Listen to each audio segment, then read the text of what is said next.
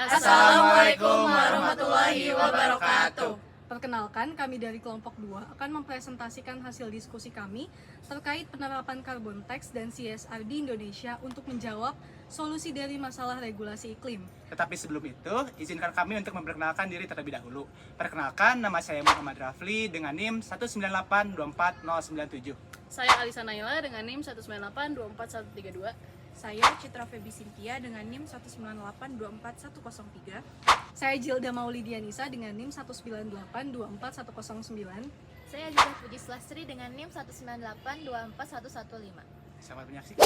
Saat ini pemanasan global bukan lagi sekedar isu lingkungan, tetapi sebuah krisis nyata yang mengancam kehidupan di bumi. Dari mencairnya es di kutub hingga bencana alam yang sering terjadi, dampak dari pemanasan global ini telah dirasakan di berbagai dunia. Salah satu faktor penyebab pemanasan global yaitu meningkatnya emisi karbon dioksida.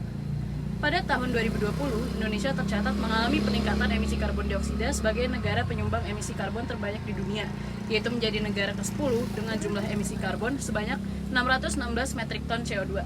Sebagian besar emisi karbon diproduksi oleh perusahaan-perusahaan industri dan transportasi. Ada gaya upaya yang dilakukan pemerintah untuk mengurangi emisi karbon? Oh, tentunya ada dong.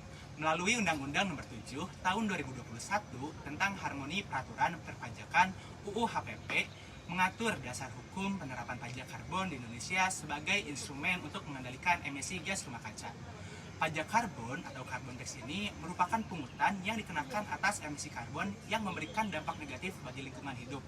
Atau secara sederhananya, pajak karbon ini adalah denda yang harus dibayar oleh orang yang menggunakan bahan bakar fosil.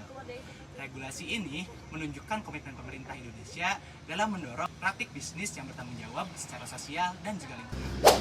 Lalu kira-kira ada program lain nggak ya yang bisa mengurangi emisi karbon ini? Tentunya ada juga. Nama programnya adalah Corporate Social Responsibility atau biasa disingkat CSR. CSR adalah konsep di mana perusahaan secara sukarela mengambil tanggung jawab atas dampak operasinya terhadap lingkungan dan masyarakat. CSR ini bertujuan untuk menunjang keberlanjutan dan memberikan nilai tambah bagi masyarakat dan lingkungan. Salah satu perusahaan yang sudah menerapkannya adalah Pertamina melalui 4 pilarnya, yaitu Pertamina Cerdas dalam bidang pendidikan, Pertamina Sehat dalam bidang kesehatan, Pertamina Hijau dalam bidang lingkungan, dan Pertamina Berdikari dalam bidang pemberdayaan dan ekonomi. Melalui kebijakan carbon tax dan CSR ini, akan ada beberapa dampak positif yang dirasakan, seperti menurunnya emisi karbon global, konservasi sumber daya alam dan ekosistem, dan pengurangan pencemaran udara dan air.